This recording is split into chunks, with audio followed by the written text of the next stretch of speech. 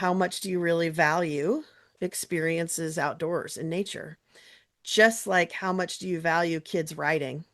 If you want kids to write, you provide pencils and crayons and markers and things for them to practice writing. If we really value kids being outside all the time as part of their learning, then we're going to figure out how to get them the appropriate clothing to be outside safely.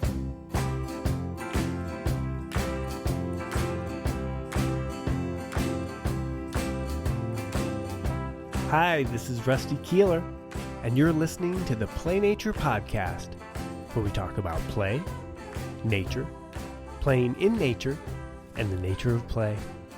I'm glad you're here. Let's have a listen. Hi, Rachel. Hi, Rusty. It's How good to are see ya? you. I'm doing great. Good to see Yeah. you too. We're approaching the summer solstice here. I know. Yeah. My garden is going gangbusters too. I was just outside. I take like, I don't know where you're at with your garden, but I take multiple visits a day to see how much everything has grown. Yeah, So I go yeah. out at lunchtime to see if it's changed from the morning. I don't notice obvious progress at each 3 hour increment, but things are going. Tomatoes are blossoming and yeah, Ooh. cucumbers are blossoming. They got teeny tiny little cucumbers. They're Oh so cute. man, that's awesome. Yeah. Yeah. Yeah, I did. I put a new bed in this year. I have a tight city, we're in the little city of Ithaca, but I have a little yard in there and I needed more space. And interesting, like a milestone, like I had a slide that came like off our little deck by the back door, boom, but they don't use that anymore. So Yeah. I was like, fellas, can I pull that off and put in a plant, a new bed? And they were like, yes. So Aw. I have a But new, that's also sort of a bittersweet it moment to like, was, yeah. hmm. But there's a little toddler that lives next door, so now it's on their back Oh, steps. perfect. Okay. Yeah, yeah, yeah. Perfect. Yeah, So I yeah. can still see it even from the kitchen window. Oh, good. Okay. Yay, yay. So, okay, well, how about I start with your bio, and Okay. then I'm excited to dive in. It's funny because we've talked for years and years and years. We feel aligned, and we have frequent, infrequent, times where we chat to trade notes and things, but it's not so much about nature play or nature Yeah. based education. It's more kind of our work, we're kind of peers and, training, teacher training and professional development, talking keynotes and all that Right. kind of stuff, Our which is great. garden, how our garden's Yeah, how our growing, all this. gardens are. Yes. Right. Yep. How we get through the long winters. Oh, yeah. Yeah. Well, here we are on the other side of that. So Yeah. it'd be fun to dive into all the nature I stuff. agree. Yeah. Yeah. Good. Dr. Rachel A. Larimore is a champion for children learning with nature for the health of individuals, communities, and the planet.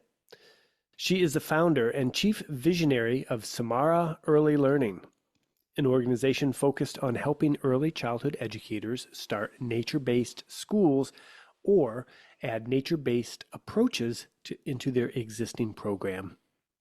For more than 30 years, in roles such as educator, preschool director, and researcher, Rachel's work has focused on supporting young children's holistic development by learning with nature to expand their worlds and live rich, full lives. As a thought leader in the field, she is constantly considering and reconsidering what is best for children, best for nature, and where educators can leverage the common ground between those two sets of needs. A popular keynote speaker and author, Rachel's books include Preschool Beyond Walls, Blending Early Childhood Education, Nature-Based Learning, Evaluating Natureness, Measuring the Quality of Nature-Based Classrooms in Pre-K through third grade, and her newest book, Reimagining the Role of Teachers in Nature-Based Learning, Helping Children Be Curious, Confident, and Caring. I love that. Curious, confident, and caring. These titles and more are available at the Samara Early Learning Shop. When Rachel's not working with educators, you'll find her wandering in the woods, puttering in her garden, filling her bird feeders, or knitting her latest creation. That's So what it. did we learn from that bio? We learned if you're going to write a book, keep the title short. Just for the bio alone, right? Yeah, for Right, bioing exactly. alone. I tell you, all my book titles, I'm like, there's something after the colon. I don't remember, but Yeah, anyway, the next book could just be nature. nature. Yo, nature. Yo, kids, nature, make it happen. Yeah, you know what I'm Yeah, talking about. Colin, you know right. what I'm talking You about. know exactly. You know what I'm talking Uh, about. okay, so maybe I don't know what you're talking about. What are you talking about when you're talking about nature-based learning and education? Yeah. Yeah, yeah, Well, I do think actually that's um, a distinction, right, within this growing field, which is so incredible, of yeah. children and nature. Is there's so many ways that children connect with nature in their lives, right? And my little niche has been in formal education. So, there's other people that are thinking about how do children connect with nature out of school time, adventure playgrounds, right? In that sort of public space. I mean, there's so many different, if you think about a child's day, so many parts of their day that they could be experiencing and connecting with nature. Mm-hmm. And my work has really narrowed in on how do we do that when they're spending all this time in school, right? And how Mm-hmm. do Mm-hmm. schools support children connecting with nature? And particularly early childhood. I think we can talk about it at all different age levels, but again, it's like my tiny little niche here. We talk about, by the way, a PhD is piled higher and deeper, right? It's just this really narrow focus. So Mm-hmm. my Mm-hmm. little narrow focus is early childhood and more formal settings. So whether that's a childcare setting for infants and toddlers to a preschool, more formalized preschool setting, but a little bit older ages, or even that early elementary time in, kindergarten, first and second grade. And how do we use nature not only as a setting for learning, but also as a tool for teaching. Children are already learning it, right? It's whether or not we as adults are giving them the opportunities to connect and experience nature and connect it across our curriculum throughout the day and see that it's all related, right? Like we have to read about something, we have to tell stories about something. Well, why is that not our time outdoors? Why are we not, building that relationship outside and integrating it into all of our disciplines throughout the day? So that's my little pocket of the world Okay, okay. of this So children in nature world. right, right. So I mean, it's interesting and so needed because while it is nice to have a all outdoor preschool or a preschool at a nature center or all that kind of stuff where that's the full thing, most children are not in those settings, but all children benefit and need this stuff and are already connected to the earth, even if they're disconnected from it or part of it. So That's yeah, exactly right. so what you're doing is so incredibly important because I mean, then you think about the reach that's really and equity also of like who has access to this and okay, so what's Yeah. that look like? What does that look like then if you do traditional school, working with the formal school settings and stuff? Yeah, Yeah. tell us Well, some even just your stories. last little summary there, Rusty, there's so much to unpack in terms of the fully immersed, entirely outdoors, right? What Mm-hmm. some people might call forest preschools. Here in the US, um, nature-based preschools is a little more common, right? We have all these different terms, but that for that real immersive experience. Mm-hmm. But then there's those that are less so, but then there's the equity issue. I mean, there's just so much to unpack with this. Mm-hmm. Mm-hmm. Um, but yeah, most of my work, I mean, I definitely work with those immersive programs. But my biggest audience is those programs that are more conventional, and it's like they're doing what they do with kids like we've done. And it's like, what do you mean nature? How, what does that look like? And so often where we start is even in the indoors. And I know that seems a little funny, but it's like, okay, that's where teachers are comfortable. That's where we can make small changes without a bigger emotional lift. And you talk about it a lot, like getting to the yes, right? Mm-hmm. I find it's an easier yes to say, what if you had informational texts that were about your local nature?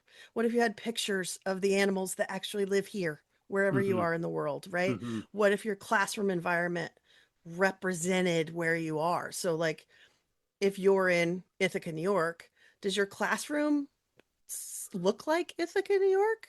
Or does it look like Arizona? Or does it look like the Pacific Northwest, right? Those are all different places. Or does it look like you're in a early childhood catalog with primary colors and plastic and that's Eek. that? Eek. Right. Hopefully not that. Right. But But it that's could a be. Yeah, for shift, sure. but For it could sure. be. Yep. Yep. And that's a place we can start Yep. to shift. And so then it's even thinking about, okay, what experiences are happening in that indoor classroom with small groups or stories we're reading, right? Activities that we're doing with the kids. Have we just searched Pinterest and said, oh, that looks fun? Or have we thought about what children are actually interested in? And if we think about what they're really interested in, and we are providing outdoor experiences, those are probably going to be connected to what's happening right now outside, right? Like kids in Michigan right now are not talking about snow and ice. Mm-hmm. They're not. I mean, Mm-hmm. they Right. will here pretty shortly because they'll be like, it's so hot. I wish it would snow again. but that's a different, right? That's because they're thinking about what's happening right now. So building experiences that connect to where we are in our place in our current season. And then that also relates to I the love that. outdoor play space, which of course you're well versed in, but that do our outdoor play areas not just happen in nature, but actually change and relate to the natural world. So I like to think about a natural play area as the play is different at different times of the year. Yeah. Um, because if it's the same, well, then to me, that's a playground more, right, Uh-huh. than a natural play area that it's like, well, there's always the slide, and that's the same. Mm-hmm. But then, well, what's growing in that space, right? What plants and animals are living there? How has it changed based on the topography and maybe what the snow and ice is doing and the water flowing, and so the play is going to be different. And then, of course, there's leaving that play area and going into more wild spaces, which I call the Beyond, which of course came from Claire Warden in Mm. Scotland. Mm-hmm. She talks about those three spaces: the inside, outside, and beyond the fence. Mm. Cool. So I Yeah. just refer to those three, Mm-hmm. thanks to her. and that I think of that as more. I use the phrase more wild, but I don't mean wilderness necessarily.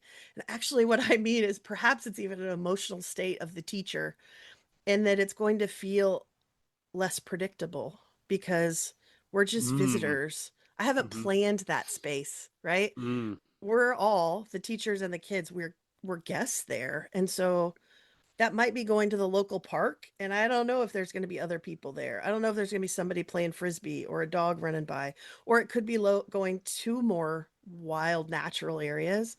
And I don't know what we're going to find today, right? I don't know what animals we're going to encounter or plants we're going to find. So wild in the sense of unknown, right? That wilderness, sort of Yeah. the metaphor of the wilderness, and Yeah. um, so Unpredictability. yeah, exactly. And it kind of Mm. goes back to your point about equity. The reason I try to bring that point up is that I don't want anyone in an urban area to think, oh, we can't go beyond because we don't have nature where we are, right? And of course, nature's everywhere. Mm-hmm. It's, and you even said this at the beginning, it's like, but how are we relating to nature? Are we aware of our relationship with nature, right? So even in urban spaces, there's birds nesting on the sides of buildings. There's Mm. Mm-hmm. plants doing their best to grow through the cracks of sidewalks and on the tree lines and in little courtyards. And I mean, and actually those little courtyards are more dense with biodiversity many times because everything has to live in that little space.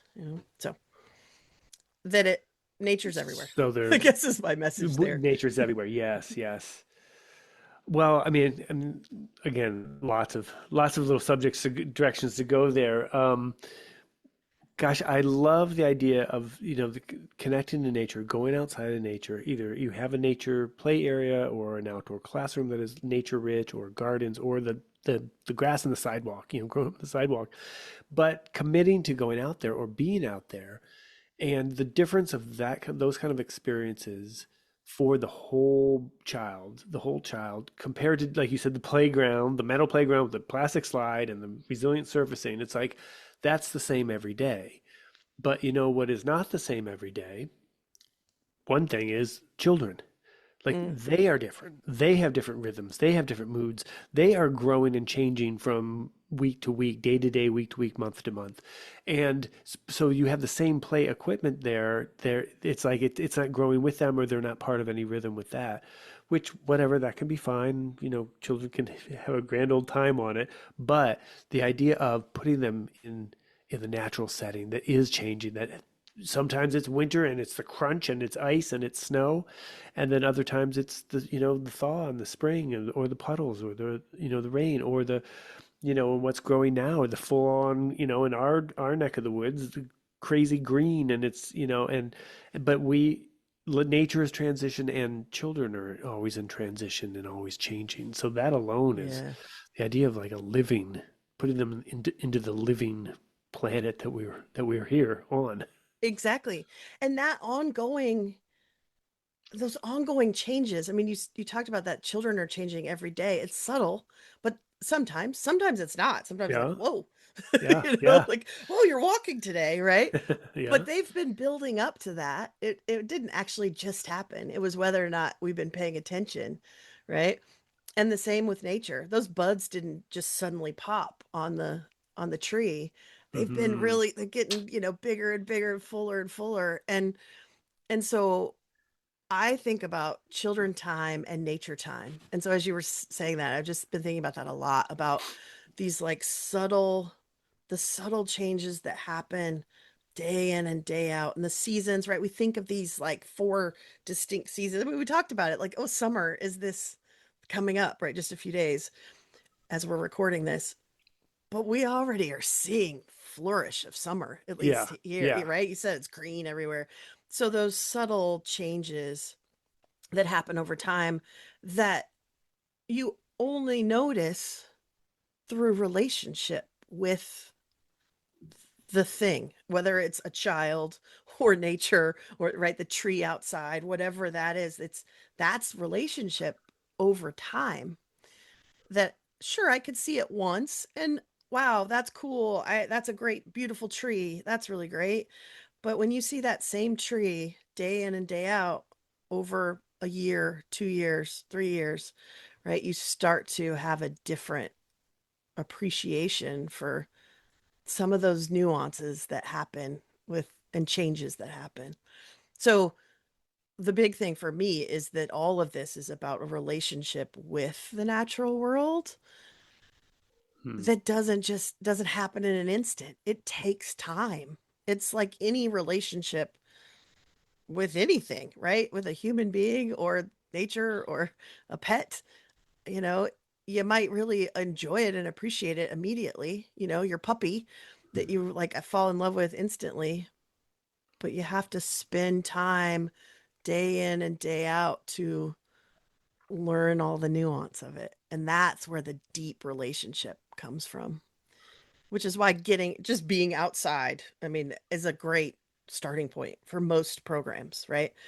If we're doing that regularly, kids have the opportunity to notice those changes in the play area or beyond if they decide to leave the fence. Hmm. So why why is that good? What why would we want to do that? Gee, Rusty. Uh, well, I mean, well, first of all, I think one reason is for the planet itself, Hmm. right? And as we have that relationship, and I mean, Jane Goodall has had so many quotes about this, right? That we don't care for something until we care about it and we have this relationship, and then now we can care for it, right? But we have to have that relationship before we actually move into any sort of protection and action. So there's that for the planet for sure. And I Hmm. would say when I first started all this, that was my motivator. And I have wanted to be in some version of nature and environmental education since I don't know. I got my first job when I was 17 working at a nature-based camp. Ah, So, I mean, yeah. Wow. forever. Like, Wow. right. Yeah. I remember I had a wildlife club when I was in third grade. No one was in the club but me, but I Aw. imagined that all my friends Aw. were there. Like, I was like, anyway, Yeah. my stuffed animals were my club members. But anyway, so that for me, it has been about the planet and being good stewards. But then I've also, Because of the as relationship, because of the because of the relationships that you relationship. build with the Yeah, outdoors and yeah, the yeah. plant. And because of my personal relationship and because I care about it, because I see the value in nature in and of itself. I think somewhere along the line, as you get wiser and older, it's also that there's value for us as people, right? I mean, I see the value of nature as its own thing without people. I mean, I wouldn't blame Mother Nature if she was like, people, you're messing this up because we are, Yeah. right? Uh-huh. Like, you're done. I'm gonna You've had your time, scratch you off like fleas. right? Yeah. But there's us, right? And there's how we connect to one another. And I think nature teaches us compassion and empathy in those early years. I mean, all any year, but I think that's some of the power of it early on is kids can really relate to, oh, these insects need a home, they need protection, right? Don't step on it. Yeah. All of that is starting to build that care for something outside of themselves. And so that's starting to build that idea of community and relationship and interdependence because none of us are even, I mean, when I say us, I mean every living thing, right? We're not independent of others, whether Hmm. that's a tree and a bird and, or us as humans. And so seeing that interdependence, I think, is another powerful thing with nature play, nature based learning, however, we're right, this broad umbrella of connecting with the outdoors in childhood. And then there's the individual child, right? What skills are they building? What knowledge are they building? I mean, I truly their holistic development, right? Whether that's their physical development. I think you've talked to Angela Hanscom, right, about like all of our physical body, our balance and so forth, and building our core and our ability to, keep ourselves upright. Soil health, like Adam talked about. I mean, there's just and the impact of our health to our social emotional health and being able to calm ourselves, right? Being able to self regulate, to find peace and serenity outdoors. I've been talking more and more about spirituality. And I do not mean religion, of course, by any means, but this idea that we're connected to something bigger than ourselves. Hmm. And that relates to community, right? And how we relate to one another and value one another, but it also is our own individual happiness and joy. And so there's all that social emotional benefit. And then, of course, cognitively, I mean, science is all about making sense of the world, right? Math, I mean, language and literacy is telling stories about the things we've experienced in the world. I mean, it's all connected there. So there's there's so many benefits, as you know, and hopefully people are, as they're listening to all of your episodes, thinking about all the different ways that nature's so powerful. And I think that's why it's really hard to encompass it because we could just go on and on and on about the power of being outdoors. We see it for ourselves as adults. Um, Hmm. and we're seeing it now on a larger scale, right? In terms of disconnect, loneliness Oh golly. epidemics, Yes. anxiety, all of that. Yeah. Yeah, I'm feeling very hopeful because so much, it just seems like within the last like 3 months, so much research has just like popped out or it's getting passed around or the awareness is there about the detrimental effects of screens on the growing brain for young children. Of course, we know teens and, social media and screens and anxiety, depression, but then also like the restorative properties of nature and Yeah. of course play, the benefits and the natural way that we learn and develop. But there just seems like there's so much that is basically proving all that we probably figured just in general nature is good for us and screens aren't great for us, even though here we are using technology to be able to Right. talk across states and all that jazz. But the idea, just, as you were talking about earlier about the relationships between nature or the puddles and the leaves and the bugs and clouds or the birds making a nest on the school building and just the sun and then part of the nest falls or you see, oh, they're bringing other things to stuff their nest. And even if it's a total urban and that's what you're seeing compared to the iPad and seeing a bird build a nest on a cartoon and all that kind of stuff, is just like the two dimensions, versus the multi dimensions of having the relationship with nature and feeling part of it, and even just the bird doing that. Yeah. So, okay, so then, what are some of your favorite ways that you encourage people? So, I love that idea of trying to indoors first, like bring some nature in there. Think about where you live, and that's the REM song "Stand in the Place Where You Live," Yeah. and get to know Oh the gosh, plants. I'm gonna have to use that now in workshops, There you Rusty. Like, go. I There tell you you, go. I love it. Yeah, that could be the entrance music or something, the exit music. My like Uh, walk-up song, right? I don't know if you have, yeah. yeah, baseball. Yeah, yeah.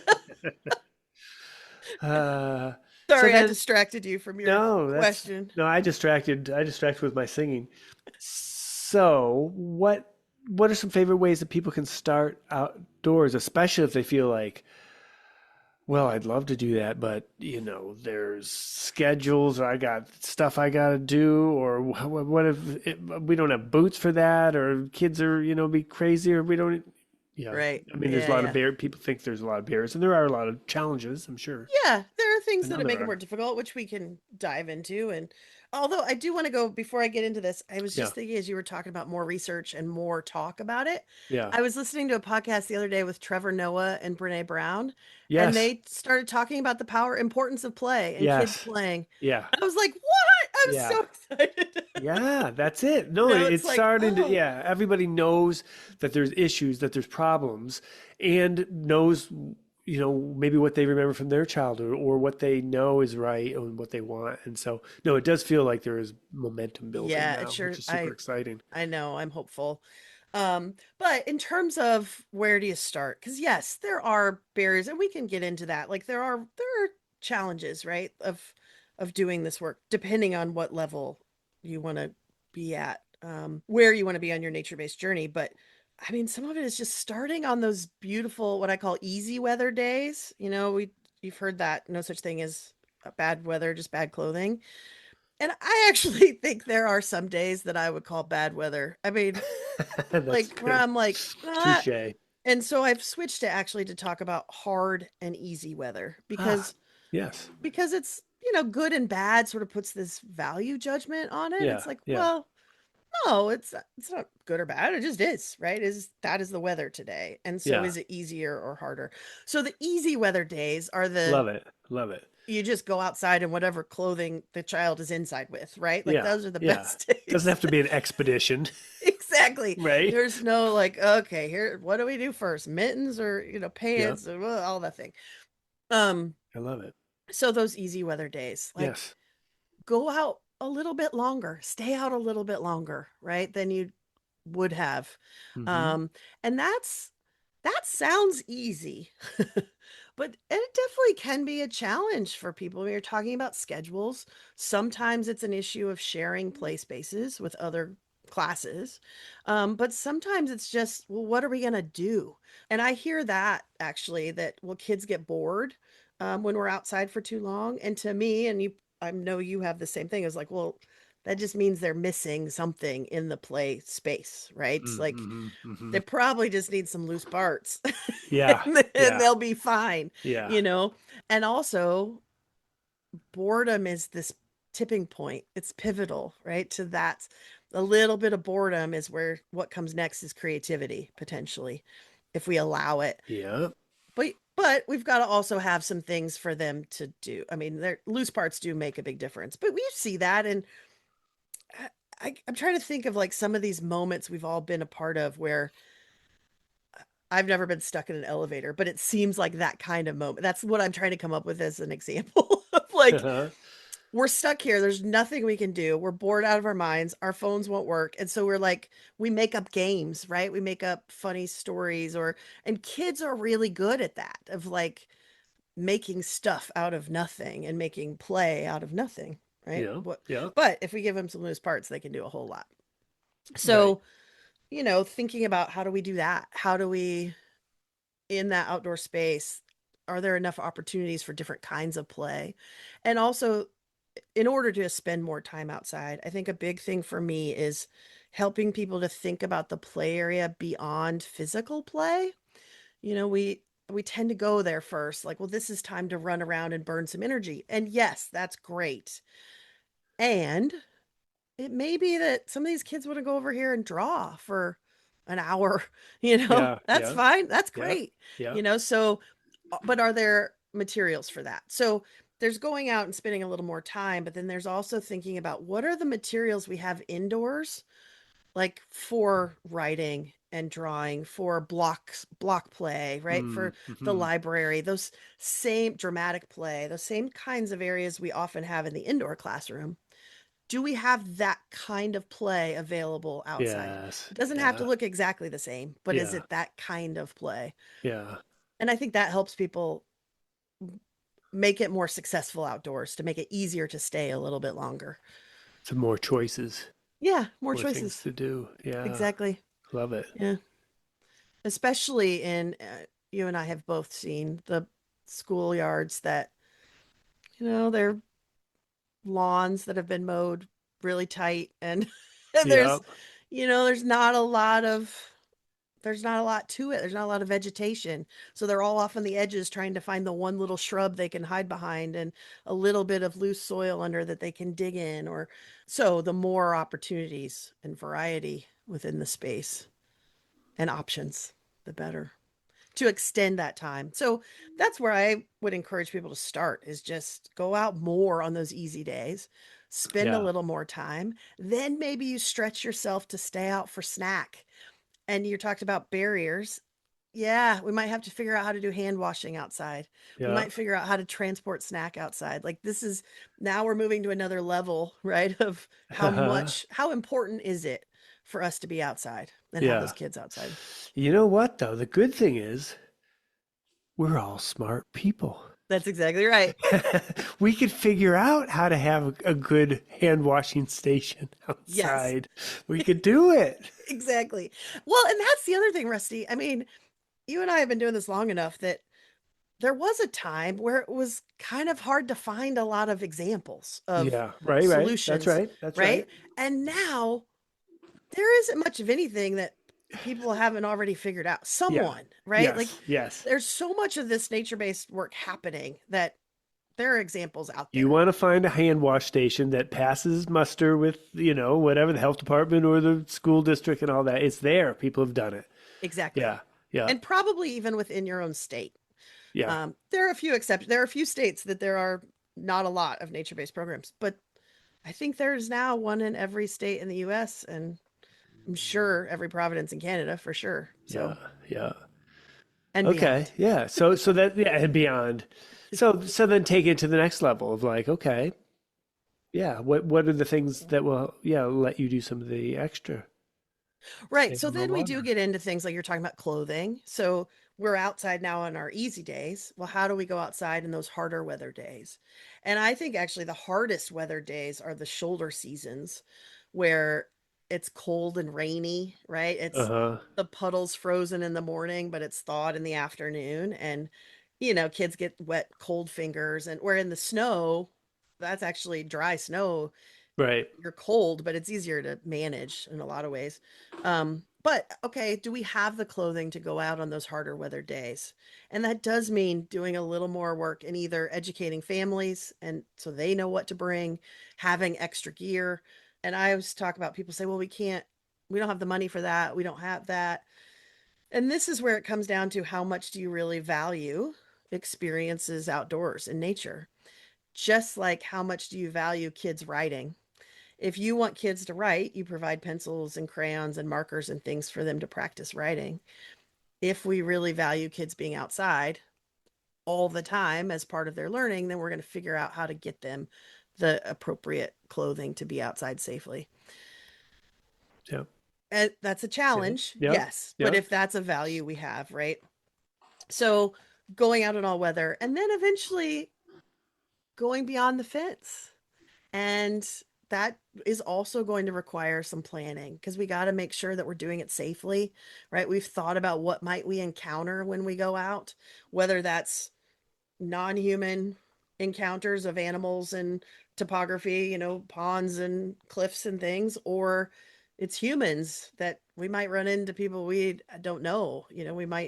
We might run into a drunk at the park. We don't know what we're going to find, right? Yeah. And so do we have safety measures in place for that? But then Taser.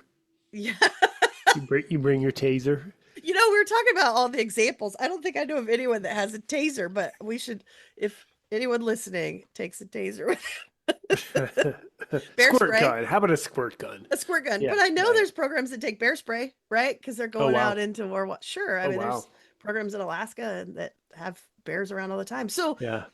but that goes back to how do we do that safely? Yeah. This is where we Yeah. go into site assessments Yeah. and context matters. So, right, what I experience even here in mid Michigan compared to what people experience in the upper peninsula of Michigan is going to be different. There's different Yeah. animal hazards there, there's different plant hazards, human hazards. And so doing that site assessment and knowing what is it that we should be concerned about, and then how do we keep ourselves safe? Like we know this is valuable, and that's where we then move into benefit risk assessments for different activities, right? Why do we do this? How might we get hurt? And then how do we keep ourselves safe to do this all safely? So this is sort of leveling up. So you see that it's like, oh, bring in some different nature related materials, spend a little Yeah. more time in a space that we're already comfortable in, maybe spend a little more time in weather we're not as comfortable in, but in that space. And Yeah. then, okay, now we're stretching our comfort zone a little bit.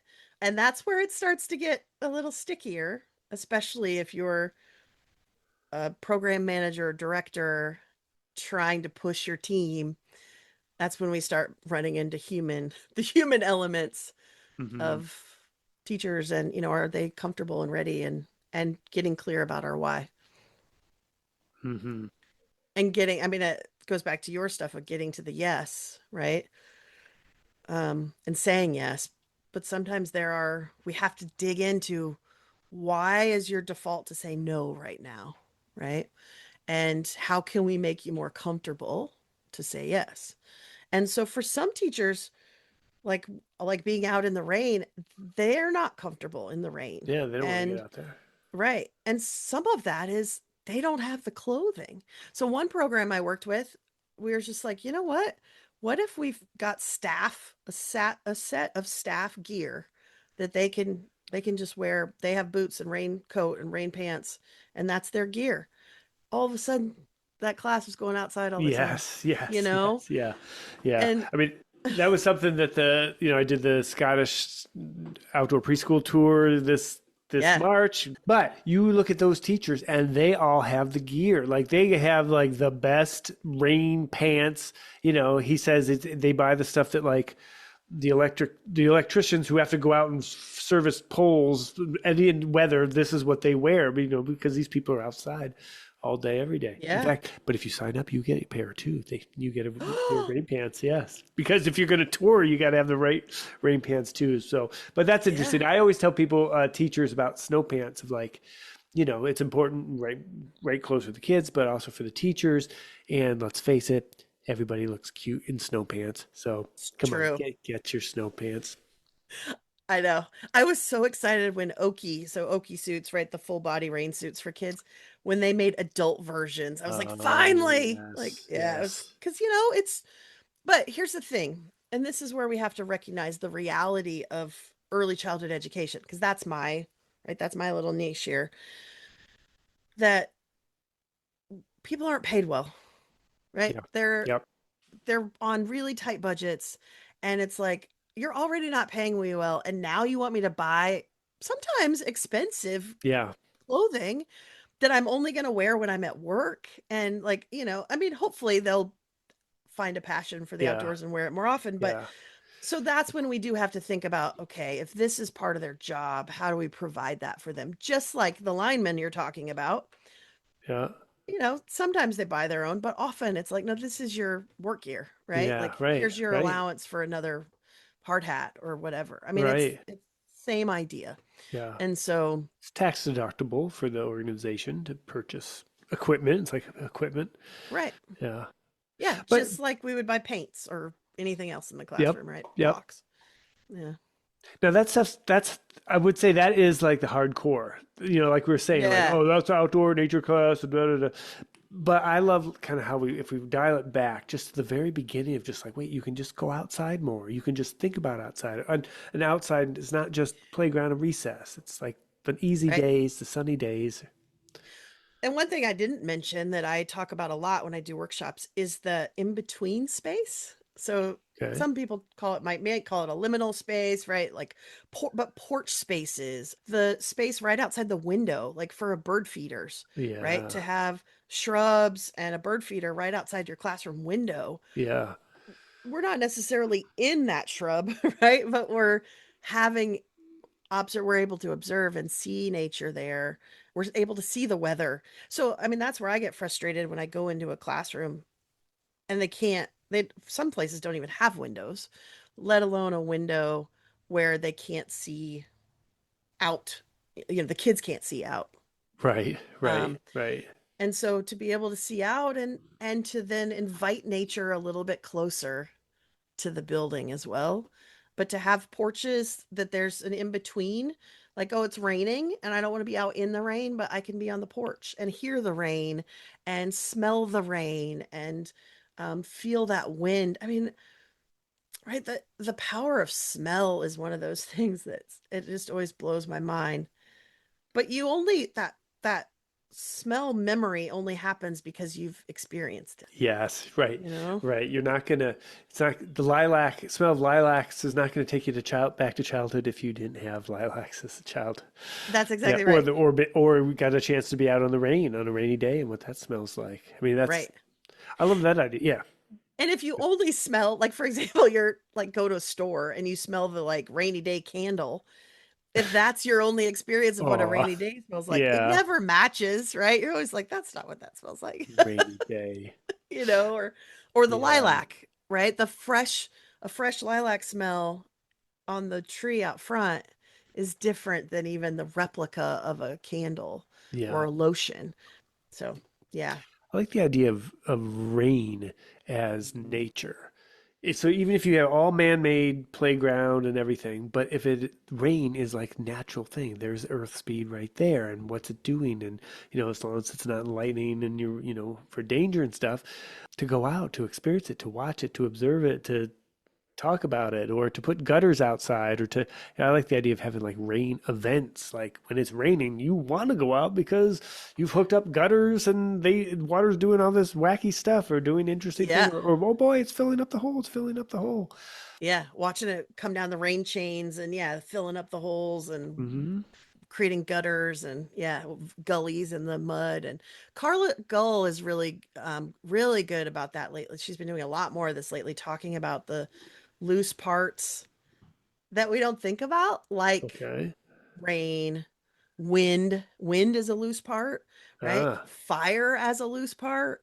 Um, yeah, just sort of some interesting, like, when you think about it, it's like, oh yeah, right. Why wouldn't it be?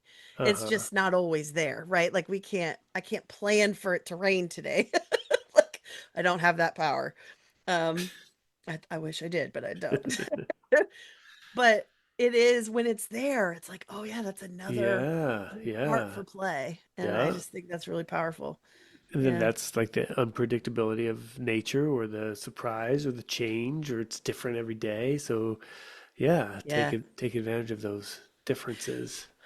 So, I mean, you and I talk about this separate from our when we're having official work conversations, but I've been talking a lot more about sort of the emotional side of our work and um kind of what we bring as especially as educators and sort of our inner work and the work we've been doing. But I've been talking a lot more about gratitude lately Mm. and just had a focus call, and I have a membership group that we did a call on gratitude, and that true gratitude, like some of these real deep thinkers when they're thinking about gratitude, is that it is a gift that was unearned.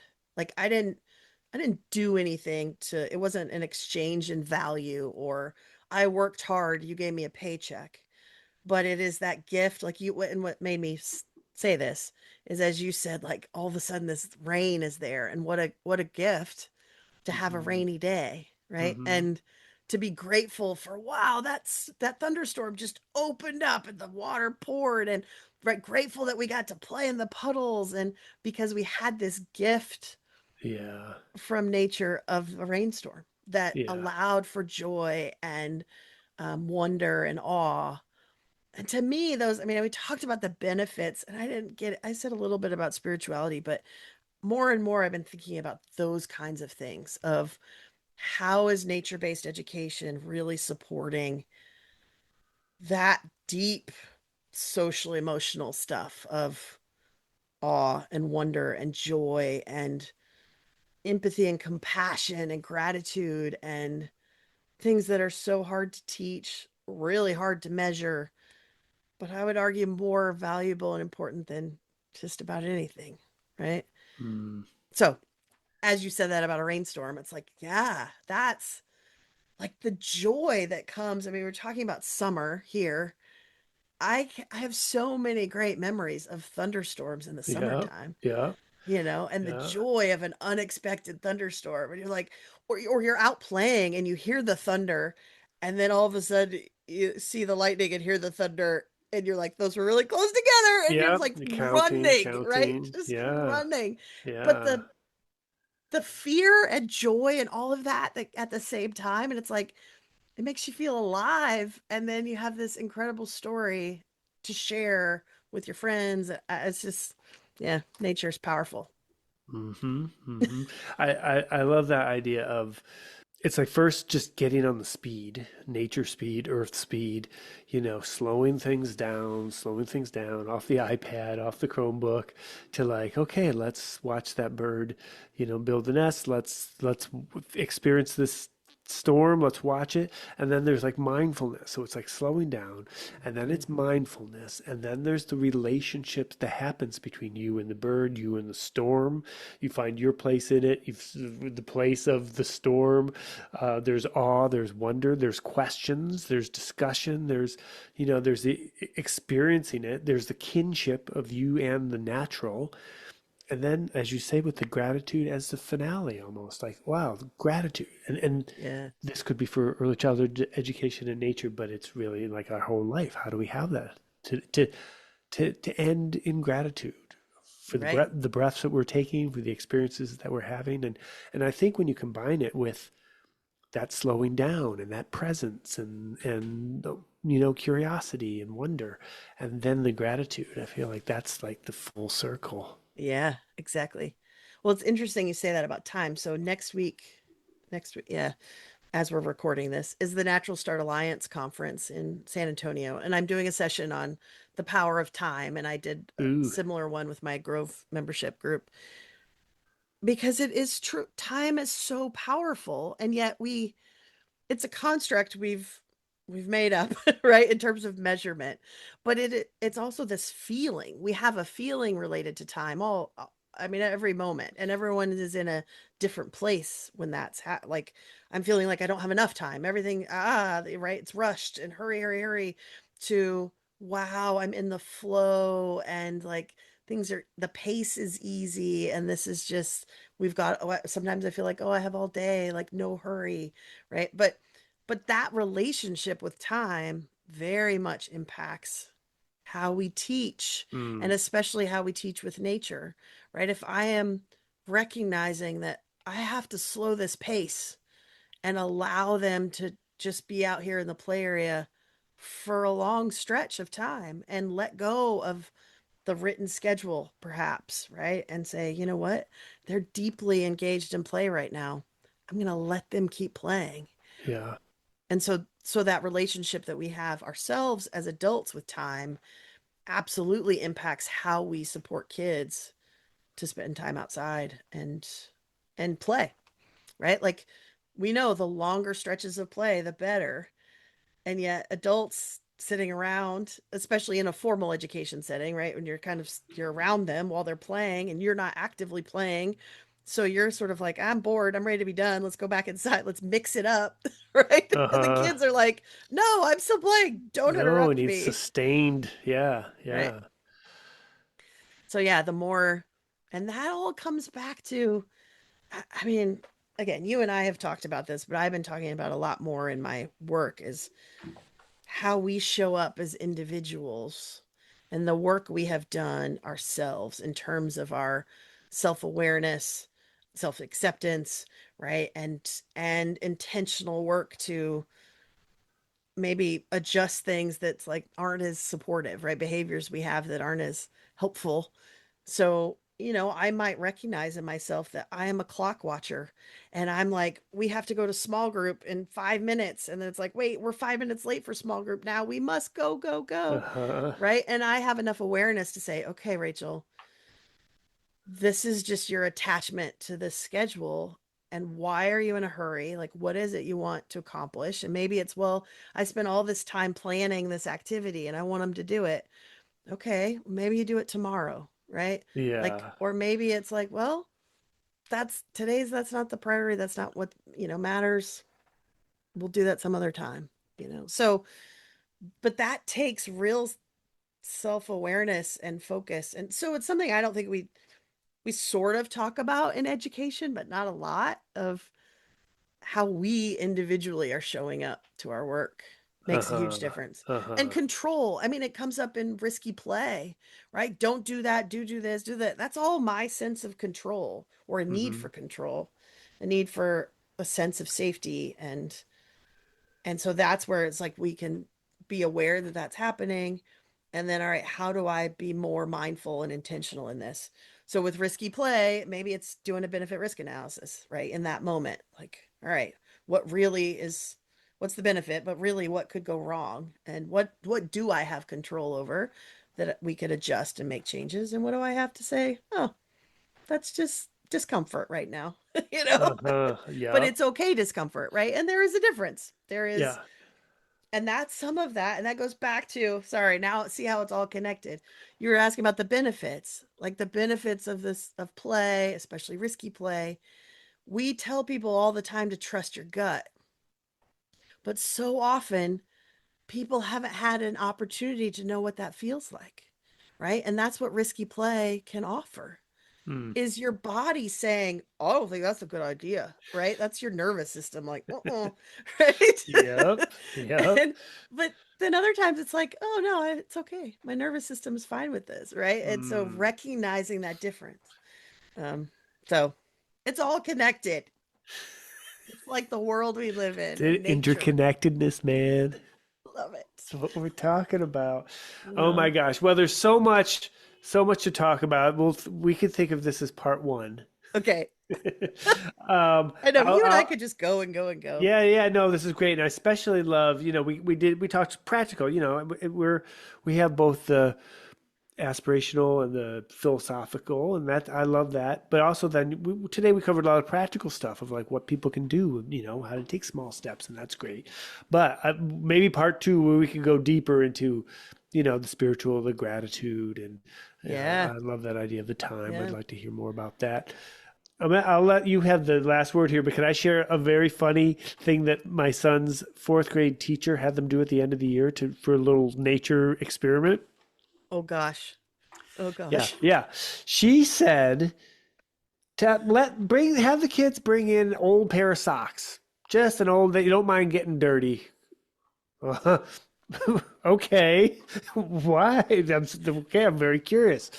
Okay, well, so I don't know where she heard about doing this, but she had all the kids put on the socks over their shoes and there's like, kind of fields next to the school and stuff, and have Yeah, them run around. Have you done that? Do you know yeah, that? yeah. Is that a classic? I knew where Okay. you were going. I was like, yeah, no, Yeah. keep going because people Yeah. listening might not know. Okay. Yeah. Yeah. Yeah. So run all around, get them muddy. You're over weeds. You're over, in the hedgerow and all this stuff. So, but the idea is that you're getting it muddy and you are picking up seeds, tons of seeds. So then you take those dirty old socks and you stick them in a plastic bag, Ziploc bag, and they put it in the window, and then you got a little terrarium. It's got its own moisture and everything, and then you see things sprouting on the dirty socks. That's cool. I've never heard the sprouting Oh. part. Oh. Yeah, I've just Okay. done the like, let's look for, look for the seeds that are in Yeah. the, Yeah. but But that's and then fabulous. it That's, sprouts off the yeah, yeah, socks. And yeah. so, yeah, so I came in like a couple weeks later. I was like, where are those socks? Where are those socks? And sure enough, like, look, there's a little sprout. There's a little sprout. Yeah. So things are That's cool. growing. That's very cool. Yeah. Yeah. And back to that interconnectedness, right? That actually those seeds need the deer or fourth graders in their socks Yeah.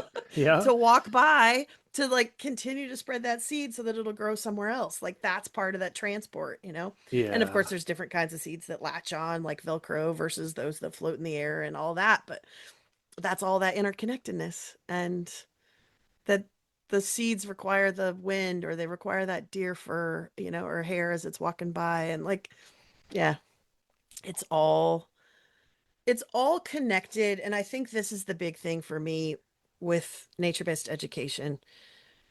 It's all connected whether we're aware of it or not. Nature is that the ecosystem, the broader ecosystem that we're part of is happening whether we're aware of it or not. Yeah. We are having an impact and it is having an impact on us. And it's how mindful and aware we are of that relationship and also how much we're caring for that relationship. Just like, right, you and I have a friendship and we can nurture that and we can be kind to each other or we can be awful or we could just never speak again and it's like we still have that relationship but it has disintegrated because of our efforts in that process too. So it's the same with the world around us. It's like we still always have that relationship. We're always having an impact both directions, but are we taking care of it and nurturing it? The relationship, let alone the individuals in the relationship. So Mm-hmm. Mm-hmm. And children will feel like they are in a relationship when they have the opportunity to be with nature, and it doesn't take a big park to do it. It's the little things, the little bugs, the little plants, the little bird building its nest. It doesn't take a lot, exactly. but they'll feel it. They feel it right away. And when you're around children in a little bit of nature, it's contagious. Like you feel it too because they are feeling so connected to it. Right. But they just need that opportunity. Exactly. And all those relationship pieces that we'll talk about at another time, but just thinking about naming. Kids are really big into naming things, right? And sometimes as adults, I find this is a barrier sometimes for nature-based education is people are like, well, I don't know all the birds in our area. I don't know the names of the Yeah, trees. yeah, Well, you don't have to know what scientists have agreed is the name, right? Kids are naming it all the time. I mean, we yeah, had a tree. yeah. We had a tree when I was the director that was the butt tree because it looked like it had a, Yeah, I can picture it. it looked like a butt. And so everybody knew that that was the butt tree. The And butt so, tree. Yeah. but that naming is part of relationship. And that's that's just one more element. There's so many things we could get into just in terms of that, right? Yeah. Yeah. I just heard some quote recently that said, once you tell a child the formal name of that bird, it's you've almost ruined it for them. Yeah. There's something I can't remember the exact quote, but it was something like that of like, yeah, once you formalize it that way, then it kind of loses some of the magic, and Yeah. because they're having a multi-dimensional experience and relationship with that bird. We don't, and for us, we think, oh, it's a teachable moment. That is a red-breasted, whatever it is, but yeah, they are seeing it and feeling it in different ways, or they can imagine what the thing is thinking, or it's feeling, or it's finding, trying to feed its babies, or it's, the whole thing, and Yeah. And how what they notice about it, right, is often what they yeah, or what they connect to other things in their life. So a story that came to mind as you were saying that because I was thinking about birds and I was like, "Oh, the mohawk bird," which reminded me of a story of a kid that had a leaf And so he had an oak leaf, and he was like, "Oh, this is a red oak leaf," which I was so impressed that he knew, because most adults Mhm. don't know the difference between a red oak and a white oak leaf, right? Right? And I was like, "Okay, 4-year-old little genius, you know." Yeah, He yeah. had another leaf in his hand, and I was like, "Smarty pants, what's that leaf?" You know, because I was like, "Mm." And he looked at it, had really toothed edges on it. I'm still not really sure. I can't remember what it was, but and he looked at it, and he looked up at me, and he looked back at that leaf, and he was like, "It's a mohawk leaf," because he had a mohawk hairdo. And Uh, so, but at first you're like, "Oh, that's cute." But he noticed what was most important about that leaf. He noticed what was cool about it. So just like with the birds, it's like, well, I noticed it's, the pileated woodpecker with its big crazy hairdo, and it's yeah. black and white, and like they noticed it, but they called it, maybe they, had some other name for it. So anyway, just that sometimes also the fun names and the relationships and stories they're telling about what they're seeing in nature also tells us cognitive skills that they're developing as well, right? Observations they're Mm, making, mm. things that they're noticing about how the animal moves, or so it's all interconnected. Have you noticed a theme Yeah, here? man. Yeah. I tell you. All right. Oh my Yeah. gosh. All right. Well, Rachel, thank you so much. Thank Always a you, pleasure to Rusty. chat. Yes, Lots of likewise. food for thought and directions, but we covered some ground. We did. Yeah. Yeah. Yeah. Yeah. And we'll cover more at some other time, because Okay. I love it. It's Good. always good to talk with you. All right, you two. All right, till All next right. Take time. care. All right. See ya. Bye.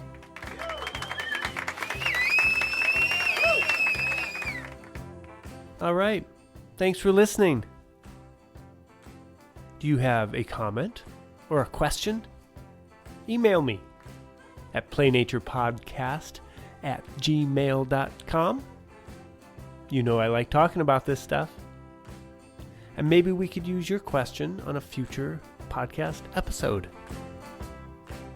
As always, I have some free goodies for you in the show notes, including my outdoor loose parts guide. Fun stuff in there. And so I wish you the best in your outdoor play adventures. And when it comes to adding nature to your yard, or loose parts, or saying yes to risky play, my favorite motto is dream big, start small, and never stop. Oh yeah. Woo, woo, woo, woo. Let's do it. All right. Have fun out there.